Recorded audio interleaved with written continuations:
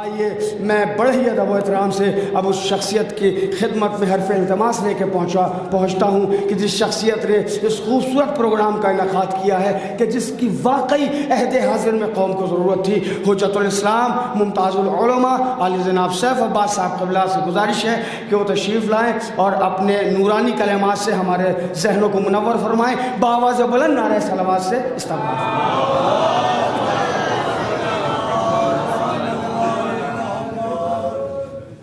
اعوذ باللہ من الشیطان اللعین الرجیم وبہ نستعین۔ میں کس طریقے سے شکر ادا کروں، چونکہ ہمارے کئی رشتے ہیں، جناب سے استاد کہوں، سرپرست کہوں، چچا کہوں، کیا کہوں، کہ تمام مشکلات کے بعد اور ایسا وقت کہ جو ٹھنڈک بھی ہے آپ تشریف لائے۔ بہرحال یہ ہمارے خاندانی روابط ہیں اور یہ اس کی جو بنیاد پڑی ہوئی ہے یہ اسی کا ثمرہ ہے کہ الحمدللہ آج بھی جو خانوادے ہیں وہ اس طریقے سے باہم ہیں۔ جناب مجلس کو خطاب فرمائیں گے۔ میں نے ان سے وعدہ کیا تھا، چونکہ سبھی سے تقریباً کہا تھا 9 بجے پروگرام ختم ہو جائے گا، لیکن جو آغا سیستانی کے وکیل اشرف غروی صاحب ہیں ان کو تاخیر ہو گئی ہے، وہ آ رہے ہیں، تو لہٰذا میں اس وقت تک ہوں جب تک وہ، اس کے بعد 10 منٹ وہ، پھر جناب اس کے بعد آپ کے سامنے ہوں گے۔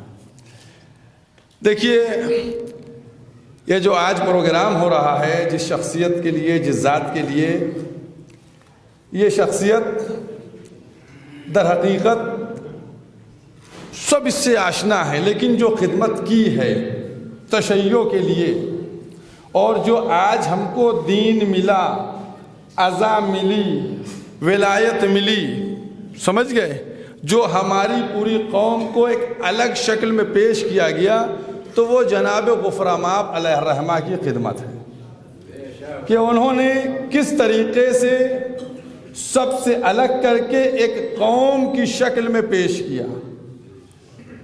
آپ لوگوں کو بس دو ایک واقعہ بیان کرنا ہے اور کوئی تفصیلی گفتگو نہیں کرنا ہے۔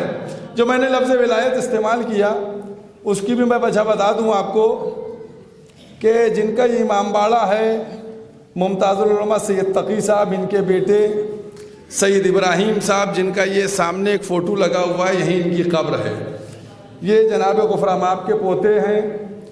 اور ان کے دور میں جب مخالفین نے یہ دعویٰ کیا کہ اذان میں علی ولی اللہ جو ہے وہ نہیں کہا جائے گا،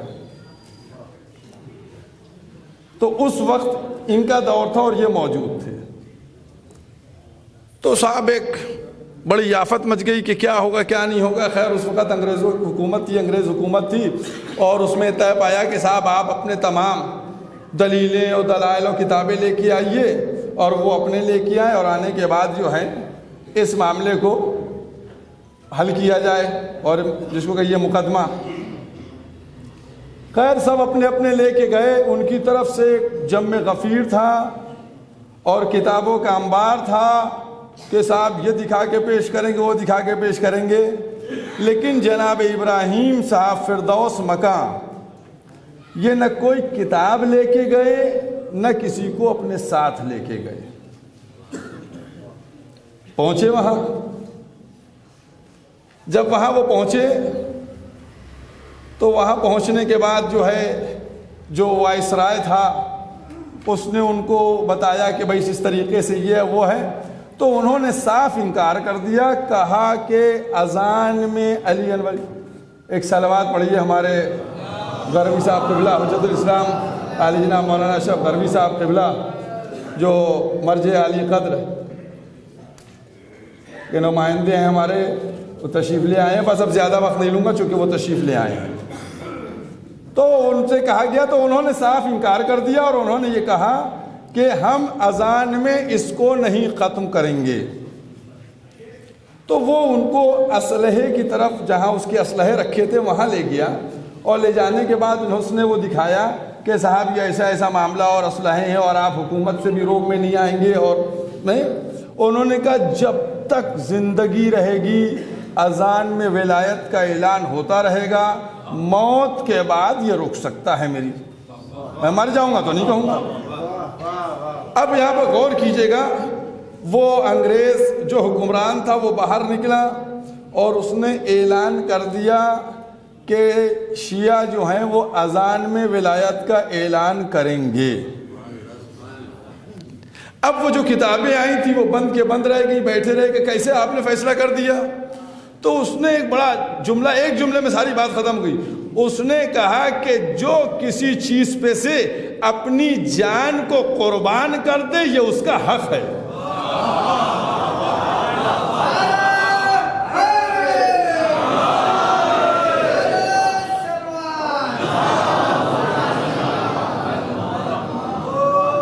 یہ ایک مرحلہ ہے، کیونکہ آج جو ہے میں تھوڑا شدت کے ساتھ عزاداری اور ولایت کے سلسلے میں بولتا ہوں۔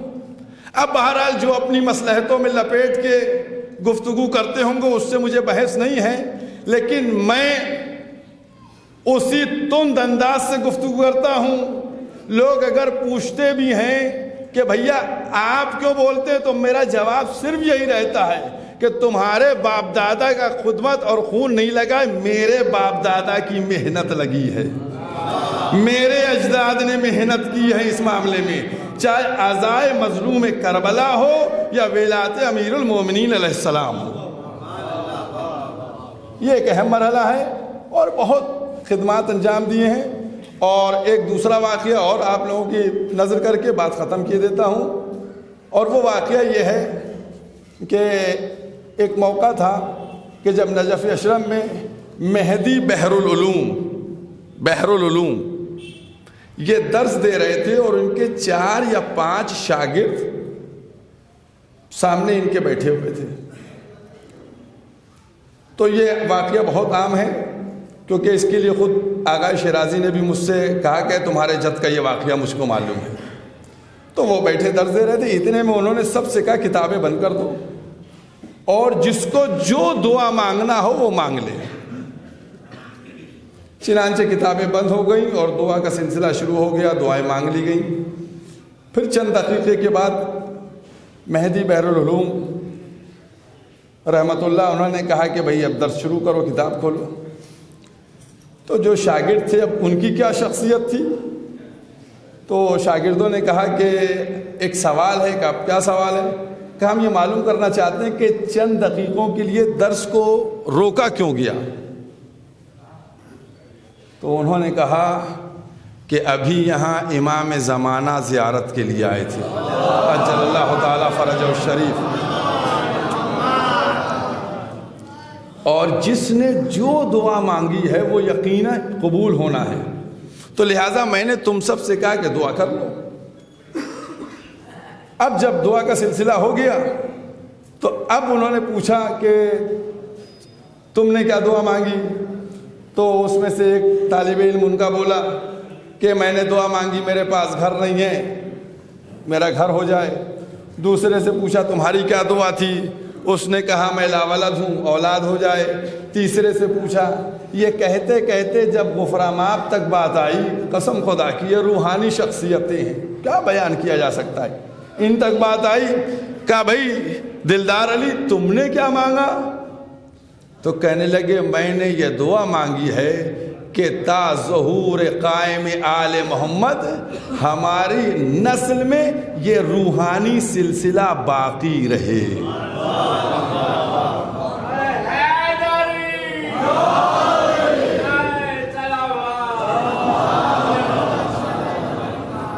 اور الحمدللہ آج یہ سلسلہ باقی ہے، اور خود ان کے 5 فرزند تھے، 5 مجتہد تھے۔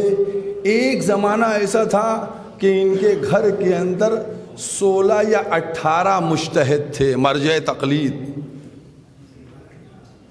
یہ کچھ کتابیں جو ہیں بنی ہیں جو آپ کے سامنے رکھی ہیں، اس میں ایک کتاب ہے جس میں صاحب جواہر الکلام، انہوں نے ان کے فرزندان سید العلماء اور سلطان العلماء کو جو خط لکھے تھے وہ تحریر تھے، وہ سب میرے پاس کتاب خانے میں الحمدللہ موجود ہیں، ان کو جمع کر کے بنایا گیا ہے۔ کس طریقے سے ان لوگوں نے، صاحب جواہر کون ہے یہ سب جانتے ہیں، انہوں نے کیا کیا لکھا ہے کس طریقے سے. اس کے بعد یہ ممتاز العلماء جس امام باڑے میں آپ بیٹھے ہیں، ان کو اس وقت کے تمام نجف کے مراجع نے خط کیا کیا لکھے ہیں ان کو بھی جمع کر کے کتاب جمع کی گئی ہے. اور اس کے علاوہ جناب مفتی محمد عباس صاحب علیہ الرحمہ، انہوں نے کیا فرمایا، دیگر علماء نے کیا کیا کیا. تو یہ 5-6 کتابیں ہیں، اور ایک کتاب اس میں اردو کی بھی ہے کہ جس میں جناب غفراماب اور ان کے 5 مجتہد فرزند، یہ سب تحریریں سامنے آئی ہیں. اور میں اس کوشش میں لگا ہوا ہوں کہ وہ چیزیں ہماری نئی نسل کے سامنے آنا چاہیے، تاکہ ہماری نئی نسل بھی جو ہے وہ متوجہ ہو، اور جو ہمارا وقار، ہماری قوم کا وقار، جو ہمارے علماء ہیں ان کا وقار اس زمانے میں تھا، انشاءاللہ وہ وقت نزدیک آئے کہ پھر وہی وقار ہو کہ جب نجف کے علماء کہیں کہ ہم سے کیوں سوال کیا جاتا ہے، ہندوستان میں خود مجتہد موجود ہے.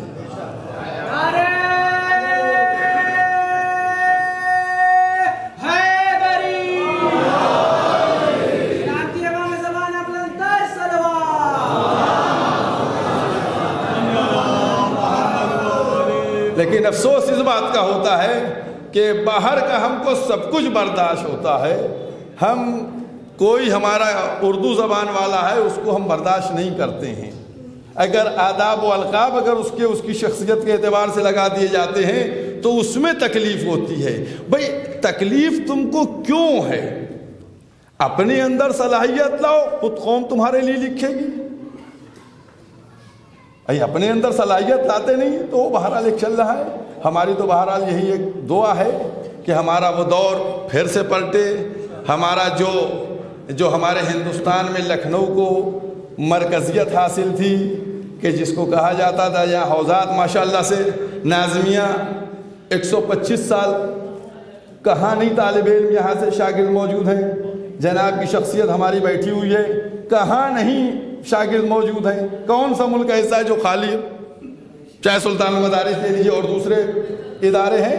بس دعا ہی کر سکتے ہیں کہ پروردگار عالم وہ وقت پھر آ جائے اور ہم جو ہیں پھر اسی دور میں زندگی گزارے کہ جب ہمارے کے ہاں علماء، مجتہدین، مراجع کثیر تعداد میں موجود تھے. میں سرتاج صاحب سے گزارش کروں گا کہ یہاں تشریف لے آئیں. آ جائیے، اب وقت نہ لگائیے. اور چونکہ بہرحال میرا وعدہ تھا اور ہو سکتا ہو 8-10 منٹ اضافی ہو جائیں اور میں اپنی گفتگو ختم کرتا ہوں. اسی کے لیے آپ سے گزارش کرتے ہوئے کہ ہاں، اور ایک چیز دیکھیے، ابھی ہمارے ظہیر احمد صاحب نے دی کہ جو کتاب تھی 10 سال پہلے 1235 ہجری میں، کیا بتاؤں 2 منٹ اور بڑھ جائیں گے، میں بھول گیا تھا. 1235 ہجری میں میں نے ایک سیمینار کیا تھا. اس میں جناب نے ایک مقالہ تحریر فرمایا تھا جس کو میں نے ابھی تلاش کیا اور وہ ہم کو مل گیا. تو جو جناب غفراماب علیہ الرحمہ کی ایک کتاب ہے میرات العقول عماد الاسلام، اس کی جامعیت کیا ہے میں سمجھتا ہوں کہ کیا بیان کی جائے. میں جیسا ایک کم علم ادنا سا شخص نہیں بیان کر سکتا، یہ تو جنابی بیان کر سکتے ہیں کہ اس کی کیا ہے. تو وہ ایسی کتاب ہے کہ الحمدللہ اس پہ تحقیق ہو گئی ہے اور اب وہ عربی میں پوری کتاب ہے. ہم سے جب آج بھی نجف میں، قم میں اور کربلا میں تمام ان افراد کے اوپر تحقیق ہو رہی ہے اور کتابیں لکھی جا رہی ہیں، جب ان سے ہم بتاتے ہیں کہ ہمارے اجداد کی ایسی جامع کتابیں ہیں تو چونکتے ہیں کچھ لوگ جو نئے لوگ ہیں، باقی تو سب آشنا ہی ہیں. تو بہرحال وہ کتاب ایسی ہے، اس پہ افتخار العلماء سعادت حسین خان صاحب نے بھی اس کے کچھ ابواب کا خلاصہ کیا ہے اور وہ ان کے پاس موجود ہے. تو ایسی کتابیں ہیں جو تحریر کر کے چلے گئے اور عربی میں ہیں کہ اب واقعاً بس کیا بتایا جائے کہ ہم کو خود اپنے اوپر افسوس ہوتا ہے کہ اتنا علم آ جائے کہ ان عربی کی کتابوں کو لے کر ہم اس پہ تحقیق کر سکیں اور اس کو آپ تک باقاعدہ پہنچا سکیں. انشاءاللہ میری کوشش یہ ہے کہ جو آج یہ خطوط آپ کے سامنے جس کتاب کا رسم اجرا ہوگا وہ اس کتاب کو میں نے ترجمہ شروع کروا دیا ہے، اور انشاءاللہ آئندہ سال اگر صحت رہی، حیات رہی اور تمام مسائلوں نے ساتھ دیا تو انشاءاللہ ترجمہ اس کا جو ہے وہ مکمل کروا کے ان کتابوں کا یہ آپ حضرات کی خدمت میں پیش کریں گے۔ وآخر دعوانا الحمدللہ رب العالمین۔ اور اسی کے ساتھ آپ لوگوں سے گزارش ہے ایک دفعہ سورہ ہم 3 دفعہ سورہ اخلاص کی تلاوت فرما کے دلدار علی غفران آپ کی روح کو ایصال فرما دیں۔